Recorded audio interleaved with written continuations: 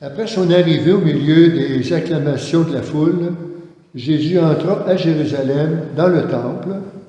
Il parcourut du regard toutes choses. Et comme c'était déjà le soir, il sortit pour aller à Béthanie avec les 12. Le lendemain, il quitta Béthanie. Il eut faim. Et voyant de loin un figuier qui, ayant des feuilles, il alla voir s'il y trouverait quelque chose. Mais en s'approchant, il ne trouva que des feuilles, car ce n'était pas la saison des figuiers. Alors il dit au figuier que jamais plus personne ne mange de ses fruits. Et ses disciples avaient bien entendu. Ils arrivèrent à Jérusalem, entrés dans le temple. Jésus se mit à expulser ceux qui vendaient et ceux qui achetaient dans le temple. Il renversa les comptoirs des changeurs et les sièges des marchands de colombes. Il ne laissait personne transporter quoi que ce soit à travers le temple. Il enseignait et il déclarait aux gens, « L'Écriture ne dit-elle pas, ma maison est appelée maison de prière pour toutes les nations. Or vous qui avez fait cela, vous qui en avez fait une caverne de bandits. » Apprenant cela, les grands prêtres et les scribes cherchaient donc comment le faire périr. En effet, ils avaient peur de lui, car toute la foule était frappée par son enseignement.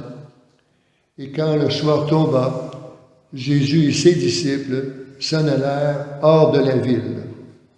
Le lendemain matin, en passant, ils virent le figuier qui était desséché jusqu'aux racines. Pierre, se rappelant ce qui s'était passé, dit à Jésus, « Rabbi, regarde, le figuier que tu as maudit est desséché. » Alors Jésus prenant la parole leur dit, « Ayez foi en Dieu. Amen, je vous le dis, quiconque dira à cette montagne, « Enlève-toi de là, et va te jeter dans la mer, » s'il ne doute pas dans son cœur, mais s'il croit à ce qu'il dit, arrivera. Cela sera accordé. Alors c'est pourquoi, je vous le dis, tout ce que vous demandez dans la prière, croyez que vous l'avez obtenu, et cela vous sera accordé. Et quand vous vous tenez en prière, si vous avez quelque chose contre quelqu'un, pardonnez, afin que votre Père qui est aux cieux vous pardonne vos fautes. Acclamons la parole de Dieu.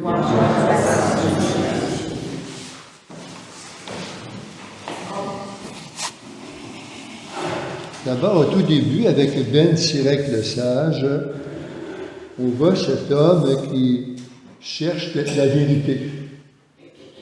Et bien sûr, non pas pour d'abord, dans cette recherche de Dieu dans la science ou dans la connaissance, mais vraiment dans la foi, en la parole de Dieu. Donc c'est remarquable comment Ben Sira fait l'éloge de ses ancêtres dans la foi, qui ont transmis ces valeurs comme héritage à tous les descendants. Voilà le mot qu'on pourrait dire sur Ben Sira le sage.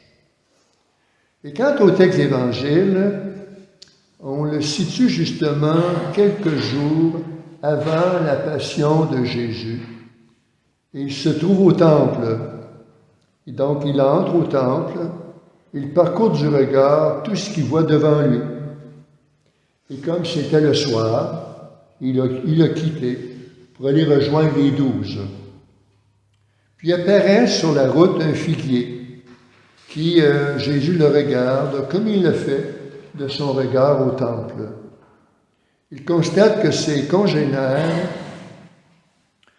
pourraient être semblables à ce figuier, dans le sens que le figuier ne porte pas de fruits, ses congénères non plus n'en portent pas. C'est la même expression pour rappeler que le temps des figuiers n'était pas encore là, et en cette saison-là, Ce n'est pas non plus le temps des figuiers. Et les enjoint donc, il enjoint donc cet arbre, le figuier, de ne plus produire. Donc c'est un symbole ici qui est utilisé pour nous montrer que Jésus ici constate quelque chose d'important sur son peuple. Donc Jésus a vu comment les vendeurs du temple et les changeurs ont fait de cette maison une maison de repères et de bandits. Donc le temple, signe de la présence de Dieu, ne donne plus de fruits. On n'y rencontre plus Dieu. Alors Jésus fait une sainte colère que celle de bloquer le va-et-vient des marchands et également du commerce. Donc ces hommes ont échangé la foi en présence de Dieu contre une course à l'argent. Ils ont préféré mettre leur confiance en des biens palpables plutôt que dans s'en remettre en Dieu. Le lendemain, voilà que le figuier est desséché jusqu'aux racines. Donc la parole de Jésus, comme celle de son Père, est efficace. Ce que dit Dieu, cela se réalise. Israël, comme le figuier, n'a pas donné de fruits espérés. Il faut attendre un autre fruit que des figues. Et ce fruit, ce sera Jésus lui-même, que les femmes fidèles et les disciples Jean accueilleront sur l'arbre de la croix.